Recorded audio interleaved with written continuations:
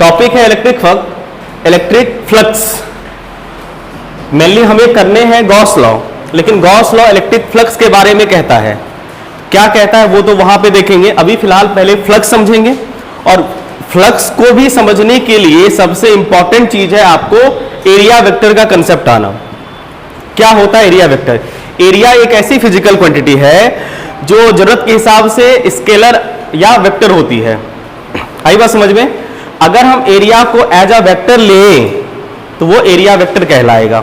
अब एरिया को as a vector कैसे लें? तो सर हमने सीखा है कि वेक्टर तो क्रॉस प्रोडक्ट वाला मैटर होता है।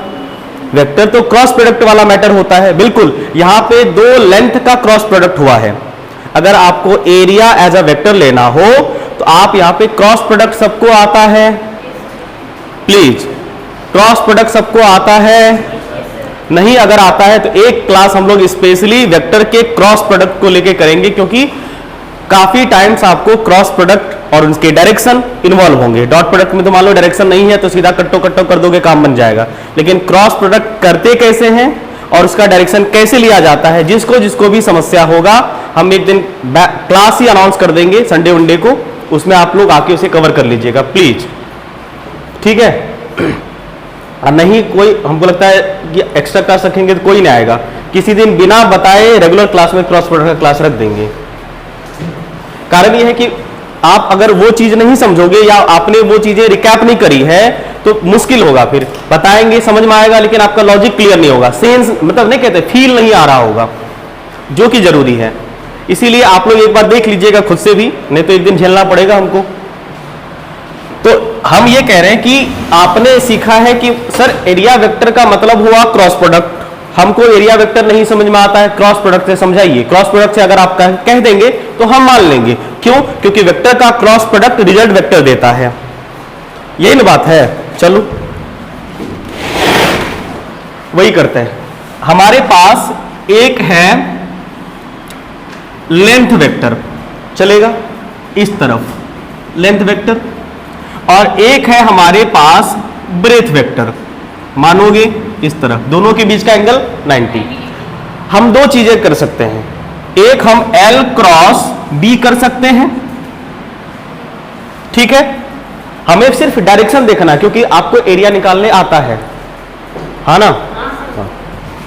या तो हम B क्रॉस L कर सकते हैं, और आपको पता है कि इन दोनों में डायरेक्शन अलग अलग आता है। आइए L क्रॉस B करें। L cross B outward, B cross L inward, ठीक है? जब हमने L क्रॉस B किया रिजल्ट आया आउटवर्ड, और आउटवर्ड को डॉट से कि क्रॉस से रिप्रेजेंट करते हैं। दो साइन होता है आउटवर्ड और इनवर्ड को रिप्रेजेंट करने के लिए, ठीक है? आउटवर्ड को डॉट से करते हैं, यस, आउटवर्ड को डॉट से करते हैं, डॉट को सर्कल में घेर दो, और इनवर्ड को क्रॉस से करते हैं, सर्कल में डाल दो क्रॉस को। यही हो गया आपका। देख L इंटू बी, मैग्नीट्यूड क्या रहा इसका? L इंटू बी, डायरेक्शन क्या रहा? आउटवर्ड। आ गया area vector. This is known as area vector, क्योंकि आपने एरिया को एक स्पेसिफिक डायरेक्शन में बोला। आपने L क्रॉस B किया है, L क्रॉस B किया है तो एरिया वेक्टर, क्योंकि एरिया का वेक्टर फॉर्म यूज हुआ है। एरिया का वेक्टर फॉर्म यूज हुआ है क्योंकि आपने यहां पे डायरेक्शन स्पेसिफाई किया है। इसकी आवश्यकता क्यों पड़ रही है वो तो टॉपिक में देखेंगे, लेकिन हमें आपको एरिया वेक्टर समझाना है। क्या एरिया का वेक्टर रूप समझ में आया? एरिया का वेक्टर फॉर्म समझ में आया कि एरिया एज अ वेक्टर कैसे लिया जाता है? फिर बोलोगे सर इसके साथ क्या नाइंसाफी कर लिया आपने? B क्रॉस L में क्या दिक्कत है? B क्रॉस L में भी कोई दिक्कत नहीं है, ये भी एरिया वेक्टर होगा इनवर्ड, कोई दिक्कत नहीं। आपको सुविधा अनुसार जो भी डायरेक्शन लेने हैं उस हिसाब से आप ले सकते हैं। Inward, outward, X, Y, Z, I, J, K, जिधर भी आएगा तरीका आपको पता है। तो जब हम लोग एरिया में प्रेजेंट लेंथ वेक्टर का क्रॉस प्रोडक्ट करेंगे तो वो हमें रिजल्ट क्या देगा? वेक्टर। एरिया का लेंथ वेक्टर और ब्रेथ वेक्टर, या मान लो एरिया के लेंथ वेक्टर के अगर आप क्रॉस प्रोडक्ट करोगे उस वक्त एरिया का कौन सा फॉर्म होगा? वेक्टर फॉर्म होगा। तो रिजल्ट क्या हुआ? Area vector. उसे हम क्या कहेंगे? एरिया वेक्टर कहेंगे। इसीलिए इसे कहा जाता है it is the vector form of area. Area का वेक्टर फॉर्म हुआ। क्लियर है बाबू? ठीक है, इसीलिए हमने लिखा भी है area vector means vector form of area. कभी कभी सेंटेंस में लिखने वक्त हम सरफेस एलिमेंट का जिक्र करेंगे कि हमने एक सरफेस एलिमेंट लिया। जैसे अगर मान लीजिए dx लेंथ लेते हैं ना छोटा सा, तो वो लेंथ एलिमेंट हुआ। अगर एरिया छोटा सा लेंगे तो उसको हम लोग कहेंगे सरफेस एलिमेंट, या पूरा लोगे तो सरफेस एलिमेंट। सरफेस मतलब ही होता है एरिया। क्लियर है? कैसे डिनोट करेंगे? देखो, अगर आप एरिया, आपको पता है कि सर एरिया वेक्टर मतलब ये हुआ। अगर हम स्मॉल एरिया लेंगे तो स्मॉल एरिया का मतलब क्या हुआ? डीए। डीए का मतलब स्मॉल एरिया। क्लियर है? अब है ये तो वेक्टर फॉर्म हुआ। आपको पता है कि इसको हम ऐसे भी लिख सकते हैं d a into n cap. N cap मतलब यूनिट वेक्टर, डायरेक्शन। क्लियर है? एरिया के साथ हमने डायरेक्शन लगा दिया। अब ये डायरेक्शन कैसे आएगा? क्रॉस प्रोडक्ट से। यूनिट वेक्टर जैसे पता निकालते हैं हम लोग। क्लियर? तो आपको रिप्रेजेंट, यानी कि इसको हम लोग एज अ सिंबॉलिकली या तो डीएस या डीएस एन कैप या d a d a n cap use करेंगे। एन कैप साइन हम यहां पे एरिया वेक्टर के डायरेक्शन को डिनोट करने के लिए करेंगे। कोई दिक्कत? एन कैप यूज करेंगे एरिया वेक्टर के डायरेक्शन को रिप्रेजेंट करने के लिए। किसी को कोई आपत्ति किसी और साइन से करना है तो बोलो, कोई भी कैप कर लो, A cap, B cap, C cap, X Y Z, कोई भी कैप कर लो। वैसे एक्स वाई जेड कैप नहीं करते हैं क्योंकि ये डायरेक्शन एक स्पेसिफिक डायरेक्शन में होगा। एक्स कैप एक्स डायरेक्शन में, उसके लिए यूज करेंगे एक्स कैप, बचा के रखते हैं। क्लियर? एन कैप मतलब हो गया डायरेक्शन। क्लियर? ये हमारा रिप्रेजेंटेशन। अब किधर लेना है डायरेक्शन? अभी अभी हमने देखा कि एक तरीका आपके पास है कि आप तो क्रॉस प्रोडक्ट करो, लेकिन तुम बोलोगे सर बार बार ऐसे ऐसे करेंगे लोग क्या सोचेगा? कुछ नहीं, तो ठीक है, ऐसा ऐसा नहीं करना है। आपको हम यहीं से रिजल्ट निकाल के देते हैं कि आप एक बार समझ लो, एक बार ऐसे ऐसे चुपचाप कर लो बिना किसी को दिखाए, फिर बाद में अपने आप ऑटोमेटिक हो जाएगा। एक बार आपने एल क्रॉस बी किया, आउटवर्ड आया। आप अगर जरा ध्यान से देखो, ये एक एक्स एक्सिस वाई एक्सिस और ये वाला। आप बताइए जब एल क्रॉस बी किया हमने तो डायरेक्शन क्या आया? क्रॉस प्रोडक्ट आउटवर्ड, यानी एरिया वेक्टर का डायरेक्शन आउटवर्ड। मतलब आप पॉजिटिव के कैप कह दीजिए, कोई दिक्कत नहीं। आई बात समझ में? या जब आप बी क्रॉस एल करेंगे तो माइनस के कैप कह दीजिए। आप इसे ये भी कह सकते हैं, आउटवर्ड आया मतलब पॉजिटिव के कैप, इनवर्ड आया नेगेटिव के कैप, ऐसे भी कहा जा सकता है। सर क्या बार बार ये करेंगे? नहीं बाबू, आप खुद समझो ना। आपको पता है कि क्रॉस प्रोडक्ट का मतलब होता है कि जो भी रिजल्ट आएगा वो एल वेक्टर के भी परपेंडिकुलर होगा और बी वेक्टर के भी परपेंडिकुलर होगा। एल क्रॉस बी जो आता है। अब बताइए एक्स एक्सिस अगर हम इसे माने और इसे वाई एक्सिस माने तो एक ऐसा पॉइंट या डायरेक्शन बताओ जो एक्स वाई एक्सिस के परपेंडिकुलर हो। जेड डायरेक्शन, क्योंकि तीनों प्लेन आपस में एक दूसरे के परपेंडिकुलर होता है। अगर हमने आपको लेंथ और ब्रेथ अगर हमने आपको एक्स वाई में दिया है तो आपका एरिया वेक्टर या तो के कैप या तो माइनस के कैप। अगर हम आपको यही एक्स में और जेड में एरिया देते, एक्स में और जेड में एरिया देते, सरफेस प्लेन देते, तो आप ये बताइए एरिया वेक्टर का डायरेक्शन किधर होता? या तो जे में या तो माइनस जे में। क्या ये बात करोगे बार बार? तुमको पता है ना कि एक्स और जेड का परपेंडिकुलर एक्सिस वाई होने वाला है, या तो पॉजिटिव वाई या तो नेगेटिव वाई। क्लियर? अब बताइए पॉजिटिव वाई क्या इस प्लेन के परपेंडिकुलर नहीं है? नेगेटिव वाई इस प्लेन के परपेंडिकुलर नहीं है? या यहां पे जो हमने एक्स और वाई लिया है, जेड के अबाउट जो डायरेक्शन आया है, क्या ये इस प्लेन के परपेंडिकुलर है? हाँ है। मतलब एरिया वेक्टर हमेशा जिस प्लेन में प्लेन होगा, मतलब जिस प्लेन में सरफेस होगा उसके परपेंडिकुलर होगा। परपेंडिकुलर आउटवर्ड या परपेंडिकुलर इनवर्ड, तो इस सरफेस के ना दो डायरेक्शन हो जाएंगे।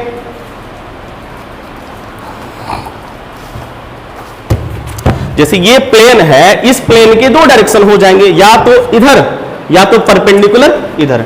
तो हमेशा एरिया वेक्टर इसका किधर लेना है?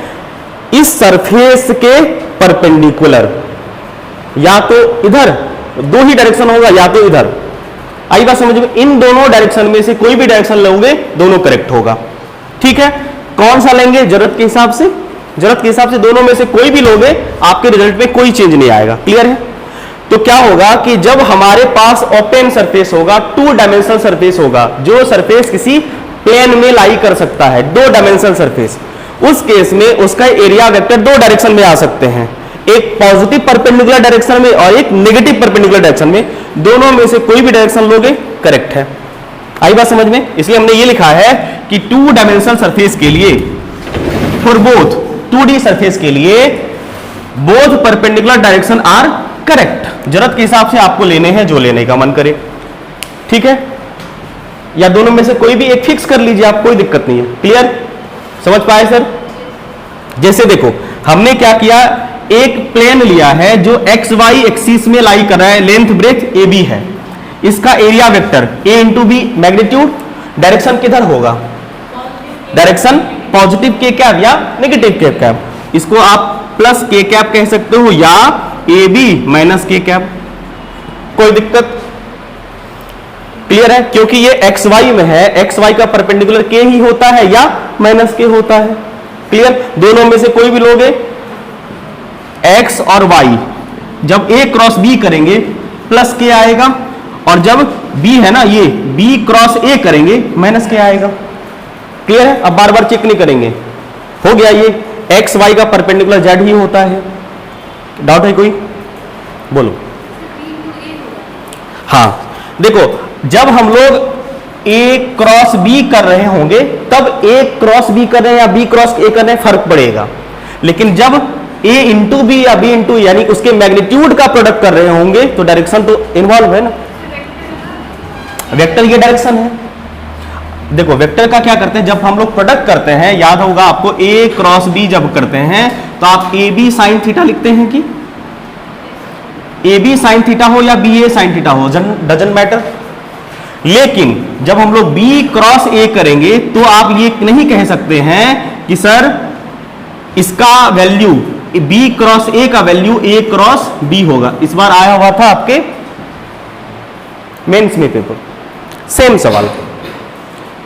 अगर b cross a equal to a cross b हो, बताइए a और b के बीच का एंगल कितना होगा? 180 डिग्री। आपको ये पता है ये minus of a cross b होता है। आई बात समझ में? हम लोग अगर प्रोडक्ट का मैग्नीट्यूड कर रहे होंगे, ये क्या है, ये वेक्टर प्रोडक्ट है, और ये हम लोग क्या कर रहे हैं, नॉर्मल मैग्नीट्यूड का प्रोडक्ट कर रहे हैं, तो मैग्नीट्यूड का प्रोडक्ट कर लिए। ठीक है, करने के दो तरीके हैं, करने के दो तरीके हैं। जब आप a क्रॉस b किया, आपने a क्रॉस b किया, उस वक्त प्लस के आया, आप इसे b इंटू ए लिखना चाहते हैं, कोई दिक्कत नहीं, कोई दिक्कत नहीं। इसका मतलब आप ये सोच रहे हैं कि सर b क्रॉस a करेंगे तब ना माइनस के आएगा। सही, वही तो हम भी बोल रहे हैं कि दोनों में से कोई भी कर सकते हैं आप। अब ये हर बार बताना पड़ेगा कि एक बार बता दिए, एक बार बता दिए कि प्लेन के लिए बोथ वेक्टर करेक्ट, बोथ, क्योंकि वेक्टर चीजों का ना, जैसे -2 न्यूटन और 2 न्यूटन में क्या अंतर है? -2 न्यूटन कम डायरेक्शन का, मैग्नीट्यूड का कोई फर्क है? इसीलिए a cross a into B या b इंटू ए है, तो मैग्नीट्यूड का कोई फर्क नहीं, फर्क डायरेक्शन का है। वो तो इंडिकेट हम कर ही दिए। क्लियर है? आई बात समझ में? फर्क डायरेक्शन का है। क्लियर? क्योंकि आप जो डायरेक्शन लोगे उसी हिसाब से कैलकुलेशन आगे प्रोसीड करेगा। क्लियर? तो डायरेक्शन दोनों में से कोई भी आप ले सकते हैं। हम क्या बोले, आप इसको लेके कैलकुलेशन प्रोसीड करिए या इसको लेके कैलकुलेशन प्रोसीड करिए, दोनों में से कोई भी डायरेक्शन लेके आप आगे बढ़ सकते हैं, दोनों में से कोई एक एट अ टाइम। आई बात समझ में? किसी एक ही डायरेक्शन को लेके आगे बढ़ना नहीं कि शुरू में कुछ और ले ली थे बाद में कुछ और लगा देंगे। जिसको लेके चले हैं आगे भी वही लेके चलेंगे, उस कैलकुलेशन में वही डायरेक्शन इंपॉर्टेंट रोल प्ले करेगा। क्लियर? दोनों में से कोई भी डायरेक्शन चलेगा, दोनों करेक्ट है। हो गया बात? चलो, उसी तरह से हमने ये किया कि हमने एक प्लेन लिया है, रेक्टेंगुलर शीट लिया है एक्स और जेड एक्सिस में, जिसका लेंथ एल और बी है। बताइए एरिया वेक्टर का डायरेक्शन दो हो सकता है, एक्स और जेड में है, मतलब या तो प्लस जे कैप, या तो प्लस जे कैप, या तो L इंटू बी माइनस जे कैप। समझ पाए? नहीं, इन दोनों में से कोई भी डायरेक्शन ले सकते हैं आप। आई बात समझ में? बिल्कुल। कुछ और प्रैक्टिस करेंगे जब फ्लक्स पढ़ेंगे हम लोग। क्लियर है? तो ये हो गई 2D सरफेस के बारे में। 3D के बारे में बात करें। 3D एक क्लोज सरफेस होगा, 3D पैक होगा। जैसे मान लो हमने ये एक, पीछे भी है इसका, पीछे दिखाया नहीं है, वैसे रहने तो ज्यादा जिगजैग हो जाएगा। 6 फेसेस होंगे ना इसके, हमने फिलहाल 4 ही फेस को मार्क किया है। आप एक क्यूबाइड की बात कर लें, डब्बा जैसा कुछ है, बॉक्स जैसा कुछ, हाँ है ना मेरे पास, तुम्हारे पास भी है लंच बॉक्स डब्बा जैसा? हाँ सर, डब्बा नहीं, डब्बा जैसा नहीं रे। देखो ये थोड़ा अच्छा लग रहा है। अब ये मान लो एक 3D सरफेस है, 3D सरफेस है। अब इसके एरिया वेक्टर किधर किधर होंगे? तो आप अगर इस सरफेस को कंसीडर कर रहे हो, इसके भी फिर 2 पॉसिबल हैं। इस सरफेस का या तो आउटवर्ड या तो इनवर्ड। अगर क्लोज सरफेस होगा, इसमें फिक्स है, क्लोज सरफेस का डायमेंशन फिक्स है, 2 ऑप्शन नहीं है इसमें। इसमें क्या होगा? लेना तो नॉर्मल ही है, लेना तो परपेंडिकुलर ही है, लेकिन इनवर्ड वाला नहीं लेना, अंदर वाला नहीं लेना है, रेडियली आउटवर्ड। जो नॉर्मली आउटवर्ड वाला डायरेक्शन होगा ना, ये कंसीडर होगा। 3D सरफेस के लिए जो नॉर्मली, देखो इसकी 2 डायरेक्शन हो सकते हैं, एक इसके आउटवर्ड और एक जैसे इसमें सीट होगा ना, इसके अंदर वाला भी होगा ना, जो आपको नहीं दिख रहा है। भाई जो नहीं दिख रहा है उसको काहे कंसीडर करोगे? जो फेस दिख रहा है उसके रेडियली आउटवर्ड वाला, जैसे ये वाला फेस का इधर, इस वाले फेस का इधर, इस वाले फेस का इधर। आई बात समझ में? इसका भी इधर, क्योंकि इसके भी 2 डायरेक्शन होंगे, या तो अंदर वाला या तो आउटवर्ड। तो नॉर्मली आउटवर्ड वाला डायरेक्शन हम लोग as a area vector consider करेंगे। फिर बोलोगे सर अंदर वाला करेंगे तो कोई दिक्कत नहीं होगा, फिर सबका अंदर वाला करना पड़ेगा। अंदर वाला दिखता नहीं है, रिप्रेजेंट कैसे करोगे? दिक्कत कोई नहीं है। आई बात समझ में? लेकिन जो कन्वेंशन है, कन्वेंशन को फॉलो आउट, रेडियली आउटवर्ड ही कर लोगे तो तुम्हारा क्या जाएगा? कुछ जाएगा? कर लो ना। आई बात समझ में? तो 3D सरफेस के लिए एरिया वेक्टर का डायरेक्शन हम लोग सरफेस के परपेंडिकुलर आउटवर्ड लेना है, यानी कि normally outward. Clear? 3D surface के लिए आइए एग्जांपल से समझाएं आपको। जैसे ये है, देखो इसमें ये वाला सरफेस है ना, इस वाले सरफेस के नॉर्मली आउटवर्ड, ये वाला सरफेस था नॉर्मली आउटवर्ड, ये वाला सरफेस था आउटवर्ड, ये वाला सरफेस था आउटवर्ड। सिलेंडर देखो, अगर हम बात करें सिलेंडर की, तो सिलेंडर में ऐसा होगा नहीं। अब इसमें कैसे ले एरिया वेक्टर का डायरेक्शन? तो इसके 2 डायरेक्शन, इसमें कितने सरफेस होते हैं? 3 सरफेस होते हैं। एक होता है कर्व सरफेस और एक होता है बेस। एक होता है बेस, 2 बेस होता है, एक नीचे एक नीचे। अगर हम बात इसकी करें तो इसमें कैसे ले डायरेक्शन सर? इसमें डायरेक्शन लेंगे, कर्व सरफेस पे कोई भी लाइन ड्रॉ करोगे ना, परपेंडिकुलर ही होगा। आई बात समझ में? कर्व सरफेस एरिया पे भी क्या होगा? रेडियली। इसमें भी 2 होंगे, इनवर्ड आउटवर्ड। लेना क्या? 3D के लिए आउटवर्ड, तो क्या होगा? ये आउटवर्ड। समझ पाए? कर्व के लिए कोई भी लोगे तो क्या होगा? रेडियली आउटवर्ड ही होगा। समझ पा रहे? और देखो ना, ये एंगल इससे 90 है कि नहीं है? ड्रॉ करो, 90 है कि नहीं है? परपेंडिकुलर ही होगा। फिर इसका क्या करेंगे? तो इसका परपेंडिकुलर लेना है, आउटवर्ड। आई बात समझ में? इधर वाला क्लियर है? गुड। जैसे स्फेयर है, स्फेयर में भी ऐसा ही होगा, गोला, रेडियली आउटवर्ड। क्लियर है? इस तरह से कोई भी 3 डायमेंशनल आपके पास क्लोज सरफेस होंगे, उसमें एरिया वेक्टर का डायरेक्शन आपको नॉर्मली आउटवर्ड लेना है। क्लियर? ये बात हो गई वेक्टर को लेके। गॉस थ्योरम को जब हम लोग प्रूफ करेंगे तो सॉलिड एंगल का जिक्र होगा, वहां पे प्रूफ में, डेरिवेशन में जरूरत पड़ती है। तो थोड़ा सा देख लेते हैं सॉलिड एंगल होता क्या है। आपको पता है कि एंगल इन दी सॉलिड, कोई भी क्लोज सरफेस होता है, सॉलिड फिगर होता है, उसके जो 3D एंगल होते हैं उसको सॉलिड कहते हैं। जैसे अगर इस रूम के इस कॉर्नर को देखो तो वहां पे एक एंगल बन रहा होगा, उस एंगल को हम लोग कहते हैं सॉलिड एंगल। ध्यान दो, ये सॉलिड एंगल बनने में ना 3 सरफेस का इन्वॉल्व हुआ है, 3 एरिया का इन्वॉल्वमेंट हुआ है। एक ये वाला एरिया इन्वॉल्व हुआ है, एक ये वाला और ये। कह सकते हैं कि इस एंगल को किसने बनाया? एरिया ने। इस एंगल को किसने बनाया? एरिया में। और ये एंगल बनता है स्पेस में, थर्ड डायमेंशन को स्पेस कहते हैं। इसीलिए सॉलिड एंगल का मतलब हो गया कि अमाउंट ऑफ रोटेशन को ही एंगल कहते हैं। कहां पे? स्पेस में, या angle made by area vector 3D होता है। सिंबल क्या करें? इसको ओमेगा से रिप्रेजेंट करेंगे। अगर इस चैप्टर में एंगल को हम ओमेगा कह रहे हैं तो आपको सॉलिड एंगल समझना है। ऐसे ओमेगा का बहुत सारा इंपॉर्टेंट रोल होगा, रेसिस्टेंस होता है और सब भी कोई साइन होता है। अभी फिलहाल एज ए एंगल अगर हम बोले, जैसे थीटा प्लेन एंगल होता है, नहीं डिग्री रेडियन ये सब भी प्लेन एंगल शो करेगा। लेकिन अगर हमको सॉलिड एंगल रिप्रेजेंट करना हो, ओमेगा करेंगे।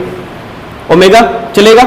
इसका यूनिट होता है स्टेरेडियन, जो कि एंगल का सीजीएस यूनिट है, स्टेरेडियन। तो हम लोग ओमेगा को स्टेरेडियन में मेजर करते हैं। डायमेंशन कुछ नहीं होता है, क्योंकि एंगल का कोई डायमेंशन नहीं। एंगल का, नंबर का, लॉगरिथमिक फंक्शन का, ट्रिगोनोमेट्रिक फंक्शन का, एक्सपोनेंशियल फंक्शन का नो डायमेंशन। क्लियर है? तो ये भी एंगल है, इसका कोई डायमेंशन नहीं होता है। क्लियर? छोटी सी बात एग्जांपल से समझते हैं। जैसे मान लीजिए हमारे पास एक तरबूज है, गर्मी का सीजन आ रहा है, तरबूज गोल वाला। उस तरबूज का एक स्लाइस कटता है, आपने देखा वो काट के रखता है इस शेप का, नहीं इस शेप का एक स्लाइस काट के रखता है। ध्यान से अगर उस एंगल को देखोगे, this is known as solid angle. उस स्लाइस को अगर आप देखोगे, उस स्लाइस के अंदर वाला हिस्सा आपको एक कोनिकल दिखेगा ना, एंगुलर दिखेगा ना, एंगल वाला, वो होता है आपका सॉलिड एंगल। आप ये बताइए उस तरबूज का पूरा एंगल कितना होगा? 360 सरफेस में पूरा एंगल होता है, कंप्लीट एंगल। उस 4 पाई 540 डिग्री, 18 3 54 18 720 डिग्री, 720 डिग्री होता है। ये पूरा एंगल जो होता है ना, वो कितना होता है? 720। ये नहीं पता आप लोगों को है? कोई बात नहीं। उस तरबूज के ढेर सारे स्लाइस करिए, उस तरबूज के ढेर सारे स्लाइस करिए और हर स्लाइस का एंगल नापिए और सबको जोड़ दीजिए, आएगा 720 डिग्री। इसको कहते हैं 4 पाई। हाँ, क्या हुआ है, विश्वास करो। एक पूरा सॉलिड होता है ना, पूरा सॉलिड का कंप्लीट ये वाला पूरा एंगल जो होता है वो 4 पाई होता है। ठीक है, आइए इसे प्रूफ करें। इसको निकालेंगे कैसे सर? देखो, ओमेगा बराबर होता है area by radius square. Area bye, देखो जैसे उस तरबूज का आपने ये इतना वाला फेस काटा है, तो इसका एरिया, और किस रेडियस का वो कटा है उसका स्क्वायर से डिवाइड कर दो, वो एंगल आ जाएगा। एंगल निकालने का तरीका बता दिए। अब हर तरबूज के पूरे हिस्से करिए आप अपनी सुविधा अनुसार, सबका एंगल नाप लो और सबको जोड़ो। होमवर्क नहीं तो सब लोग एक एक तरबूज लाओगे, यहां करके दिखाएंगे। सबका अपना अपना तरबूज होगा, अपना अपना दिखाएगा नहीं, और उसका जो प्रोडक्ट होगा वो मेरा, क्या फाइनल प्रोडक्ट मेरा है नहीं। तो भाई जब तुम सीख गए तो उस तरबूज का तुमको क्या काम? ठीक है, आगे फिर भी ले आना एक, लेकिन एक एक एक्स्ट्रा लाना, एक एक्स्ट्रा लाना है। रहने दो, ऐसे समझ लो, ऐसे ठीक है। क्या झूठ मूठ का पैसा बर्बाद नहीं करना है, ऐसे समझो। अच्छा नहीं ना, फिर कभी, अभी लॉकडाउन का प्रभाव है ही। अभी आया तरबूज आ गया क्या मार्केट में? अमरूद, हाँ तरबूज में अच्छा फील आता है, दिखता भी अच्छा से। अमरूद में आ गया होगा, आ गया होगा। अच्छा किसी दिन तरबूज पार्टी चलेगा, आ जाओ बाबू। खाने का बात गप। ओमेगा निकलेगा area, area by radius square. और देखो ना, ऐसे भी एरिया में लेंथ का 2 डायमेंशन है और रेडियस स्क्वायर में लेंथ का 2 डायमेंशन, डायमेंशन फिटूस खत्म, नो डायमेंशन आया ना, नहीं होता है। अब देखो ये आपने कट किया, ये कितना वैल्यू होगा? तो पूरे स्फेयर का सरफेस एरिया कितना होता है? 4 पाई आर स्क्वायर। क्लियर? और स्फेयर का रेडियस r, तो 4 पाई स्क्वायर से r स्क्वायर को डिवाइड करेंगे, 4 पाई आएगा ना। पूरा complete angle, total angle solid का, टोटल एंगल सॉलिड स्फीयर का कितना होगा? 4 पाई। ऐसे भी आया देखो, 4 pi R square by square. Clear? Clear यहां तक सर? तो ये रहेगी कुछ बेसिक जो हमको समझने थे फ्लक्स को समझने के लिए, गॉस थ्योरम को समझने के लिए। आइए शुरू करते हैं इलेक्ट्रिक फ्लक्स। जब लिख लिया है तो समझ भी लेते हैं क्या, कम से कम बोर्ड पे जितना लिखा आया है उतना समझ लेते हैं। देखो फिर, फ्लक्स का मतलब होता है फ्लो, किसी भी चीज का बहाव, प्रवाह, मतलब फ्लक्स। ठीक है, किसी भी चीज के फ्लक्स का मतलब होता है उस चीज का प्रवाह। जैसे फ्लक्स ऑफ वाटर, वाटर का प्रवाह, वाटर का flow. Flux of heat, heat भी फ्लो करती है नहीं, हाई टेम्परेचर से लो टेम्परेचर की तरफ हीट फ्लो करती है ना, देखा है कभी फ्लो करते हुए? करता है, दिखता भले ही नहीं हो लेकिन करता तो है। फ्लक्स ऑफ फील्ड, फील्ड का फ्लो। अब ये फील्ड का फ्लो क्या है, जैसे देखो मान लो अगर हम चार्ज हैं तो हम क्या कर रहे होंगे, अपने से ना फील्ड लाइंस इमिट कर रहे होंगे। और फील्ड लाइंस कहां तक, जहां तक हमारा इन्वायरमेंट है, जहां तक हम अपना इफेक्ट प्रोड्यूस कर सकते हैं, वो हमारा फील्ड होगा। और फील्ड को रिप्रेजेंट करने के लिए एक इमेजिनरी लाइन ड्रॉ करते हैं जिसको फील्ड लाइन कहते हैं। अब मान लीजिए हमसे बहुत सारा फील्ड लाइन निकल रहा होगा, तो कितना फील्ड लाइन निकल रहा होता है एक गिवन सेक्शन के अंदर, ठीक है। या मान लीजिए हम कितना फील्ड लाइन इमिट कर रहे हैं, तो हमारा जो फील्ड लाइन होगा, नहीं जैसे चार्ज का क्या, कौन सा field line, electric field line. तो क्योंकि चार्ज के फील्ड लाइन का फ्लो, इसीलिए इलेक्ट्रिक फ्लक्स। चार्ज के फील्ड लाइन का फ्लो हो रहा होता है हर डायरेक्शन में, इसीलिए क्या होगा, इलेक्ट्रिक फ्लक्स। किसका फ्लक्स, चार्ज का, इलेक्ट्रॉन का, इलेक्ट्रिक फ्लक्स। क्लियर है, सेंस ये हुआ फ्लक्स का। आइए इसे कैसे कैलकुलेट करें, इसको और समझ लें थोड़ा। It is the flow of electric flux. दूसरी बात, आप इसे समझ सकते हैं कि इलेक्ट्रिक फ्लक्स को सर फील कैसे करें। तो आप एक, जैसे मान लो कोई लाइट इमिट कर रहा है, लाइट एनर्जी या मान लो कुछ भी, ठीक है, आपको उसकी इंटेंसिटी फील करनी है, तो आप उसके सामने हाथ रख दो, तो जितना आप पे लाइट फॉल करेगा उसकी इंटेंसिटी महसूस हो जाएगी ना। मतलब ये होता है कि फ्लक्स हमें ये सेंस देता है कि कितनी एनर्जी कितने सरफेस पे पड़ रही है, मतलब energy incident on a given surface. ये एक एनर्जी का सेंस होता है कि किसी पर्टिकुलर सरफेस में कितनी एनर्जी वो इंसिडेंट कर पा रहा है। क्लियर, ये हो गया इसका डिफिनेशन। अगर आपको एग्जाम में डिफिनेशन पूछेगा तो ये लिखना है आपको, it is the number of, नहीं तो लिख के आ जाना, flow of electric field line is called electric flux. गलत नहीं है लेकिन एग्जामिनर खुश नहीं होगा। अब देखो कैसे होता क्या है, आप ही बताइए। अगर मान लो यहां पे लाइट एनर्जी, मान लो 10 लाइट रे आपकी सरफेस पे फॉल कर रहा हो, आपको कुछ इंटेंसिटी फील हुई होगी। मान लीजिए 5 लाख लाइट रे पड़ रही होगी, इंटेंसिटी बढ़ गई। तो एक्चुअल में यही होता है कि कितने नंबर में field lines, electric field lines इसी सरफेस पे नॉर्मली फॉल करता है। अगर ज्यादा फॉल करेगा तो ज्यादा फ्लक्स, कम फॉल करेगा तो कम फ्लक्स। ठीक है, फील्ड लाइन का ज्यादा प्रवाह, देखो ज्यादा प्रवाह का मतलब होता है, ज्यादा फ्लक्स का मतलब हुआ number of field lines, speed of field lines नहीं, स्पीड ऑफ फील्ड लाइंस नहीं।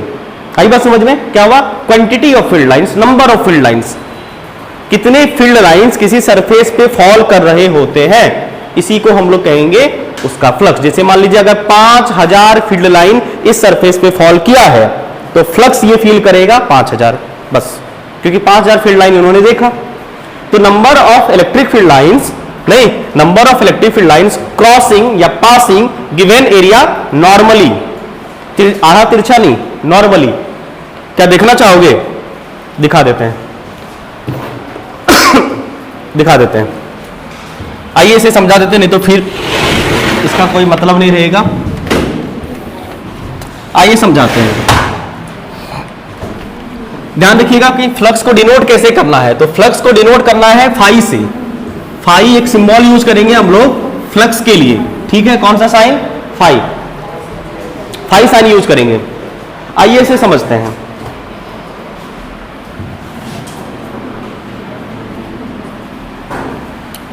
कोई ये नहीं पूछेगा ये इलू इलू क्या है, हाँ इलस्ट्रेशन।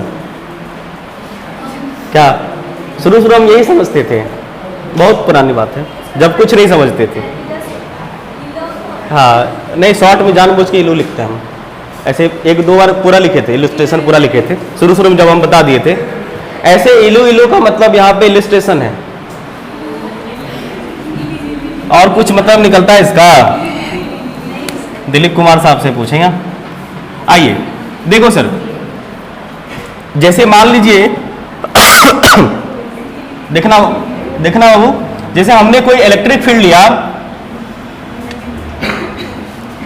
हमने एक प्लेन ले लिया एक गिवन एरिया का, ठीक है, एक सरफेस ले लिया, प्लेन इस तरह से रख दिए हैं।